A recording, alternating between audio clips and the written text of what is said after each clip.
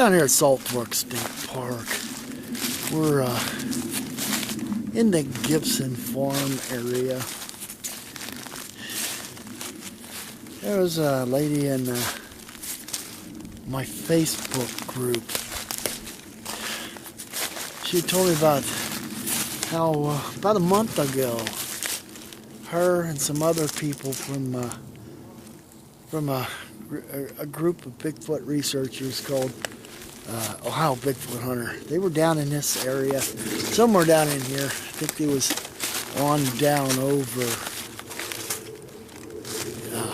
the hill on a bridle trail, and she was using a parabolic mic and had picked up muffled voice sounds. She said that she couldn't make out anything. It was kind of low, muffled, and sounded like human speech pattern, but she couldn't make anything out. But she wanted to tell you a little story relating to Bigfoot. I mean, I've been experiencing weird stuff, unexplainable stuff, since I was around 7 or 8 years old. When I was a kid back then, a bunch of us kids would play around an old spring at the bottom of a hill behind our homes. And sometimes when we'd be up around the spring, this old spring, there would be this large brown-colored figure that would stand up in the hill and watch us. We called it the old bum of the hill back then. And sometimes if we started to walk up the hill, if he was there, he would throw stones at us and chase us down out of there. And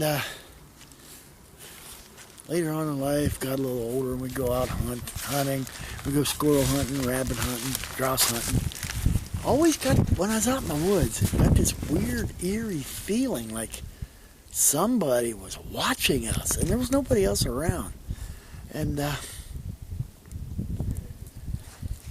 just get the weird feeling in the woods. And when I really got interested in the possibility of a Bigfoot out in the woods was in February of 2009. I just happened to stop here at Salt Fork State Park with all my kids. We were coming back from St. Clairsville, Ohio. We'd gone down there and bought some carpet, and just stopped here to look around. And I saw a large figure in these pine trees in the Morgan's Knob area. It was really tall, and it was like a grayish-white color. There were some kids off in the distance that were sled riding. It was like this, whatever this was, whoever it was standing back in these woods trying to watch these kids or listen to them. And then when it saw me, it just quietly walked back in towards the woods. And that's kind of like how I got started. I was looking around to see who it could have been, what it could have been. Never did find out. Oh.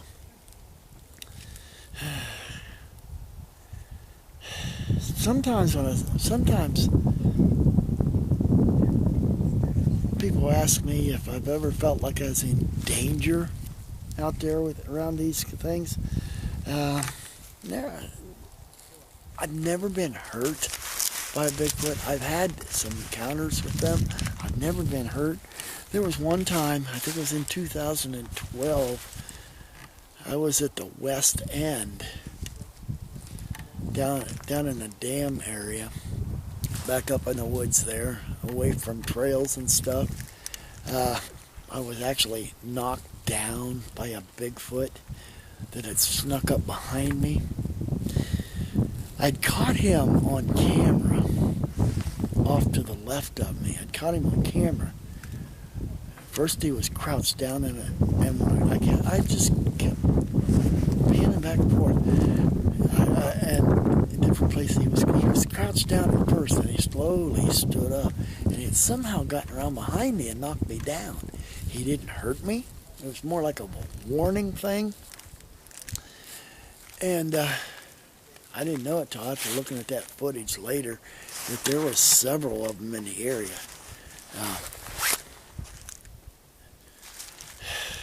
And I think I'd just gotten too close at that time. 2011, we'd actually saw two of them walking up a trail. And we followed them because we started hearing some tree breaks, some rather large ones close by. Later we found out where they had twisted off whole by trees. And when I started hearing those tree breaks, we followed it, trying to get something on camera. And the larger one walked up on a little embankment and yelled at us.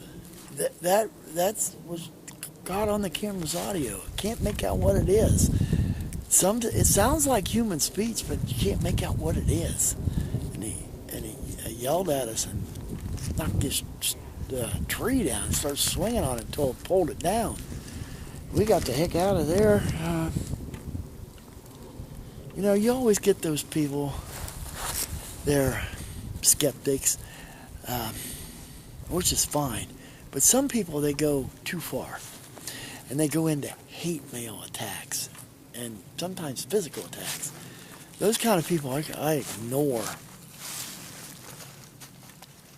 Yeah, they do kind of get to you too. And personally, when it gets too bad, I just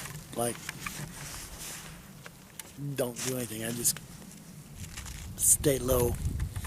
They eventually go away.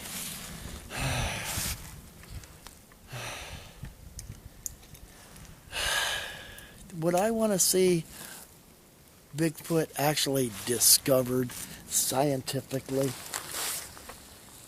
Of course, the only way it's going to be accepted is with a body. My opinion is they should leave him alone. Just leave him alone.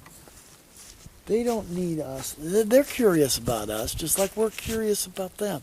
But we should not try to capture one, kill one, or anything. You should just leave them alone. My best time, when I've had my most experiences with the Bigfoot, has been in the spring and early summer, before it starts getting hot. During that time of year, the food out is plentiful. I mean, in this area, we got apples growing out in the woods. We got raspberries, blackberries. Here at Salt Fork, there's places where there's a lot of wild blueberries. And those are all pretty plentiful in the springtime and the summertime. Plus, that time of year, they're a little more active. It's warmer. They're out looking for food and whatnot. And there's a lot more cover to keep them hidden.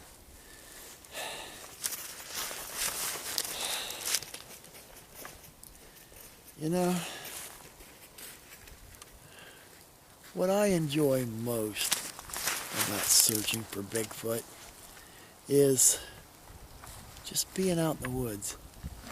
A lot of times I'll just go out by myself and I'll just sit back and I'll listen. I'll talk to them. I'll talk out into the woods when they're around. Because I can actually sense when they're around. And I'll talk to them, and they'll start talking back. Sometimes they'll walk down where I can just see them.